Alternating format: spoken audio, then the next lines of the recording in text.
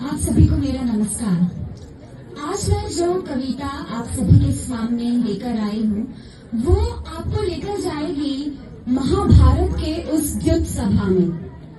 जब युद्ध सभा में द्रौपदी का चीरहरण हुआ, उसके पश्चात जब वो माधव से बात करती है तो वो प्रारंभ से अपनी व्यथा उनसे व्यक्त करती है।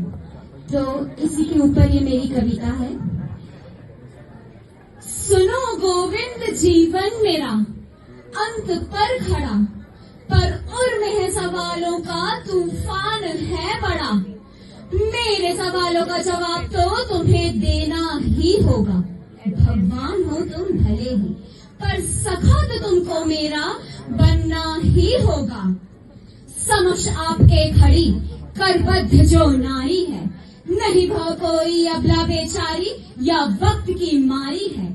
पवित्र ऋचासी यज्ञ वेदी में जन्मी है, स्वयं पिता ने जीवन मेरा होम किया। नेह न दे सके मुझे चलो कोई बात नहीं, पर क्यों कन्या होने का मुझको इतना भीषण अभिशाप दिया। फूल की इच्छा नहीं थी कुछ भी, फूल की इच्छा नहीं थी कुछ भी, फिर क्यों पथ मेरा कांटों से यूं सवार दिया। एक बात बताओ गोविंद, क्या पिता इसको कहते हैं? सुना है पिता तो संतान के हर कष्ट को ही हर लेते हैं। पति रूप में पाया उनको जो थे गांडीवधारी, पर दुर्भाग्य बनकर आई जीवन में मेरे एक नारी। विषय भोग की वस्तु समझ वह मुझको अपने 5 बच्चों में बांट बैठी, और पांचाली को 5 पतियों वाली में वो यूं बदल बैठी।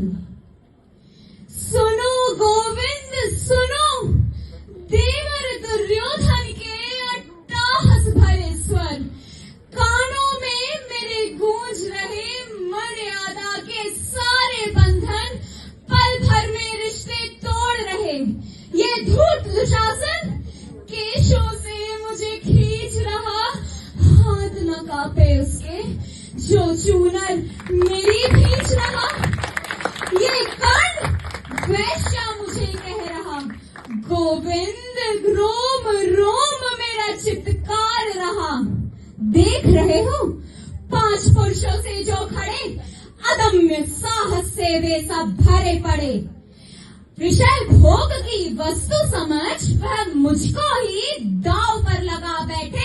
अरे स्वामी मेरे, सचमुच स्वामी मेरे बन बैठे। धर्मराज का धर्म कहाँ है, भीम का भुजबल कहाँ है?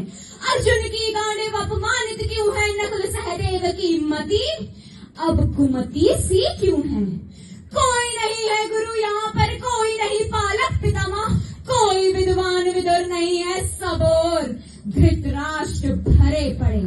अरे इन पुरुषों की तो छोड़ो, सदियों से नारी को निर्वस्त्र कर मुस्काता है, उसको दलना धर्म ही समझा जाता है। पर वेदना यही अति भारी है कि मौन यहाँ की हर एक नारी है।